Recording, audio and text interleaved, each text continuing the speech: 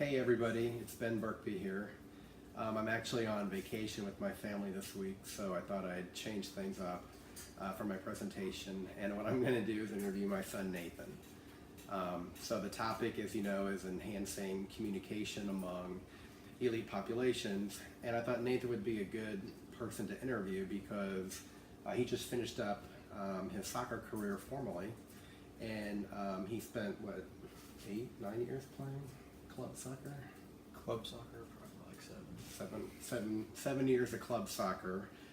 He's 18, and he just finished up on a premier level U18 team, and he was also one of the team captains. And so Nathan's had a lot of opportunities and experiences with communication on sports teams, in his case, soccer. And so I want to just get his observations about it, some topics that relate to communication from his point of view as a team captain and having played for many years. And I did prepare him a little bit, so he's being good. And hello from the Gulf Shores of Alabama. So, over the years of playing soccer and as your role as a team captain, what are kind of the observations you've made in general about the importance of communication on a soccer team? Well, just based on observing your competition, teams that communicate more seem to be more connected and play better overall. Okay. Because more communication, obviously soccer is a passing heavy sport, and communicating with your teammates allows you to pass with your teammates more smoothly. Okay. And you've probably been on teams where the communication styles and patterns were better than others. Yes. Okay. And how did you feel about this last team you were on? Was it a good communicating team, or not so great? We communicated a lot. It wasn't always on topic. Okay. All right. But because we did communicate so much, we flowed better as a team, even though we might not have been as technically skilled as some other teams. Okay. Can you think of some, particular examples of when that actually made a difference for your team, when you weren't maybe as technically skilled, but because you were communicating well, it kind of made a difference? Not a specific moment, but I played defense, and so when I'm with my fellow defenders and I maybe know some guy is faster or has better ability than me, he's going to get around me, I can tell my fellow defenders to cover my back, so when he gets around me, he doesn't have open space. Okay. Yeah, I forgot to mention Nathan was the starting center back for his team and played defense for many years. What about in your role as a team captain? Did you feel like as a captain it's part of your job to facilitate good communication among your team or between the team and the coach, or how did you view that as a team captain? Yes. Being a team captain, you are expected to communicate more with the whole team.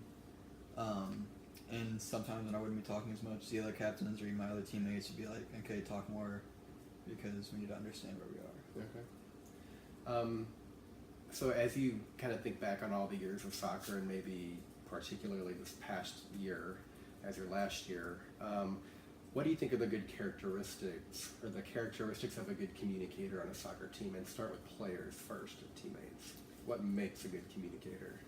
I think there's two main communication, characteristics that you need to have. And one is just constantly talking. Even though you might not be near the ball, just telling your other teammates that are near the ball where to be going and what they need to be doing to better the play. And also the quality of your communication is important, because just saying pass the ball, that might not be enough in every situation. You might be pass the ball to this player and he is right here. Okay. Did you guys, and so I actually have two questions. So do you think most guys on your team were pretty good communicators, or was there a lot of variability? Yeah, it was a lot of variability. Some were very good, some were very poor. Okay. And so then as a team captain or just as a teammate, how would your team kind of deal with those guys that weren't as good at communicating as the others? How did everybody compensate? Well, one thing you do is obviously just tell them to be communicating more, even if they might not know how to communicate the best way they can. just communicating more is always helpful. Okay.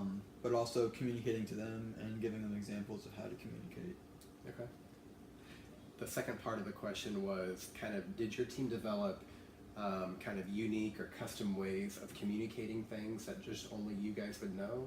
Or were there some pretty standard things that would translate across teams? I've kind of observed both things happening in different scenarios, and I was curious if you developed, some unique ways of communicating that only your guys would know. We used a lot of very basic communication.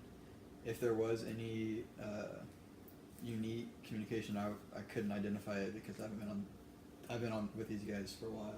That's right. So I wouldn't core know. group. Okay.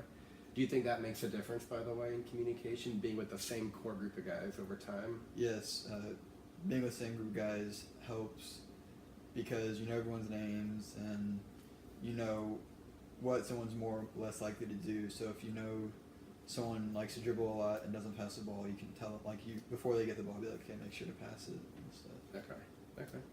And what about coaches? You've had a variety of coaches over the years, probably some that you preferred more than others. What do you believe about the importance of communication when it comes to good coaching? I believe making sure the players are prepared before the match is more important than communicating with them during the match. Okay. Coaches that are yelling at their players constantly throughout the game get more frustrated and obviously usually have less skilled teams, but that's not always true. Okay.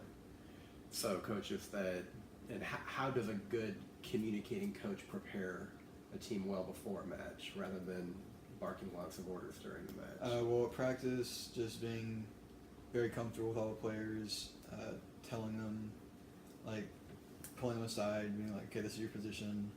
In this scenario, what would you do? And telling them how to correct that. Okay. What about things like communicating team values or goals for the team or expectations or kind of broad general things? Did that happen much in your career? And if so, when did that work well and when did it not from a coach's point of view? There was one coach who was always talking about many years in the future, like playing college, playing professionally, and he tried to help people reach their goals, but he also realized he obviously knew some players were not good enough, Right. and he just kind of cut those players off and didn't talk to them very much. Oh, okay. And so it was probably very helpful for the core group that was able to play at that level, but for everyone else, he just wasn't very helpful. But other coaches will take it more match to match and be like, I know this is a very tough opponent, but we're just as good as a team. You got to work on it and put all that effort in you can. Okay. And what are poor communicators like on a team? Is it just they don't communicate much, or is it the way they communicate is also bad? And I think about other teammates or players first. Yes, communicating less is almost always worse, but you can also, even if you're constantly communicating, it can be bad, especially if you're degrading your teammates on how they're playing, Right. or even useless communication isn't bad. Just saying, just saying the word pass, even though it's not telling them any information besides get rid of the ball, it's still more helpful than just not saying anything. Okay.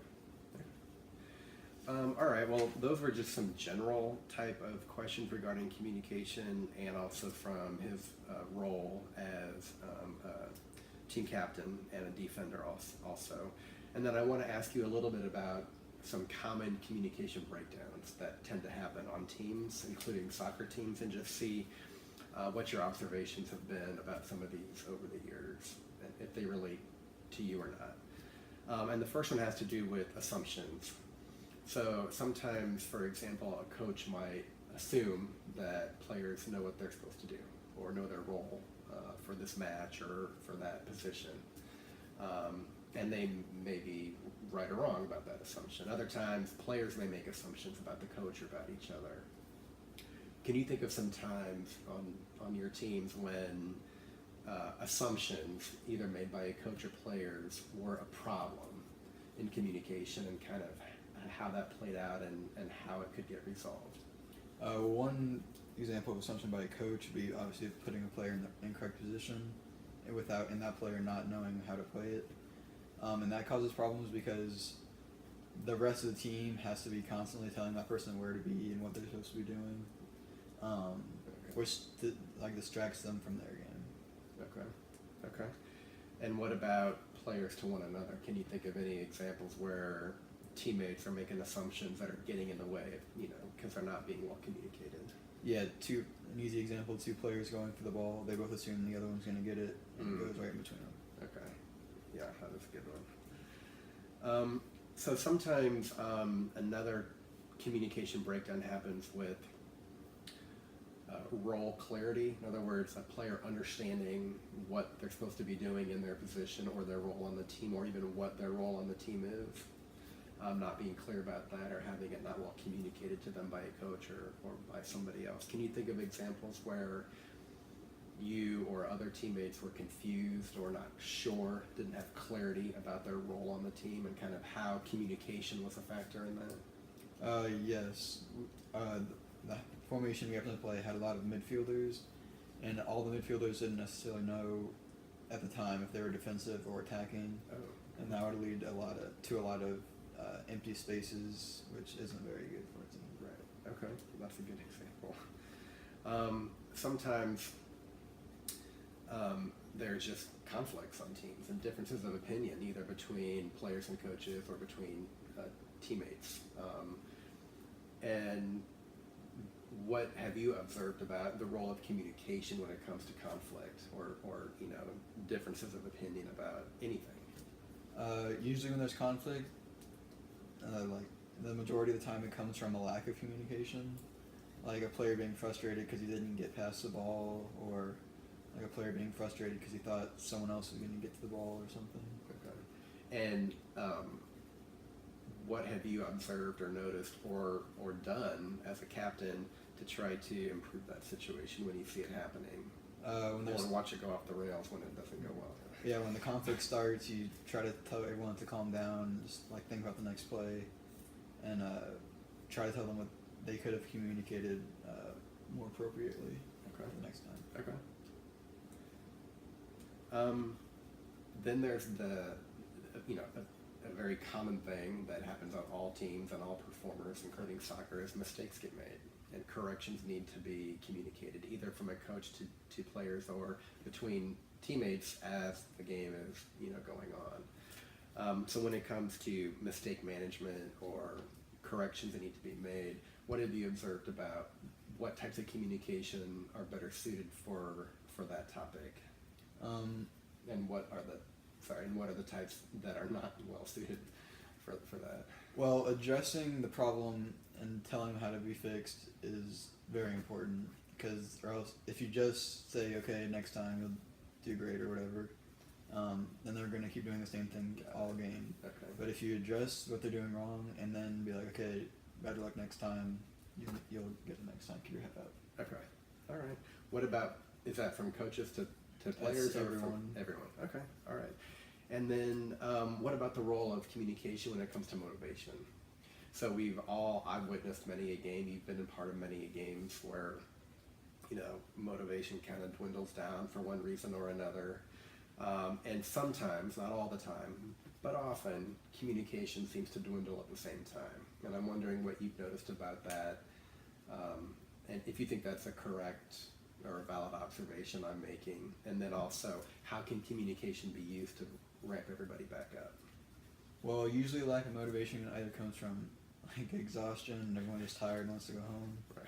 or you just got scored on and you're feeling down and you're thinking in your head, how did that go wrong? And while everyone's in their head thinking, no one's talking out loud, and everyone's focused on that. So it just if, for example, the coach, who might not be as down on themselves, starts talking, and the rest of the team starts talking and gets out of their head. Okay, sure. What about using good communication to kind of psych everybody back up? What have you noticed about that, or what have you tried to do or witnessed others doing to try to get that to happen? Just yelling really loud seems to get people find out the most. Okay. All right. And then we're doing good on time. I just did a couple more here.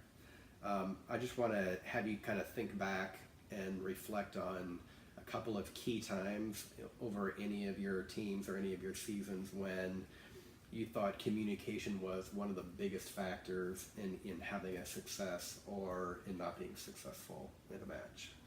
And if you could describe a little bit about what went well or what went wrong, and we'll end there. I think communication going well doesn't stand out as much as communication going wrong. All right. So one example of a lack of communication was the ball is rolling towards the goal and two teammates are standing right there and one like leaves it for the other person and then he thinks it's like someone's gonna hit it or something and he just leaves it as well and it rolls into our goal. Okay. All right. And then what's the biggest thing you've learned playing many years of soccer, 7 or 8 years of club soccer, being a team captain, being a defensive player? What are the biggest things you've learned about communication? Just these global final thoughts for my classmates. Everyone sees the field from a different point of view, and communicating that point of view to everyone else on the field helps. Okay. Excellent. All right. Well, thank you, Nathan, and appreciate you guys hanging with me as I did a different format this week. I don't have access to most of the materials that I normally do, so thanks.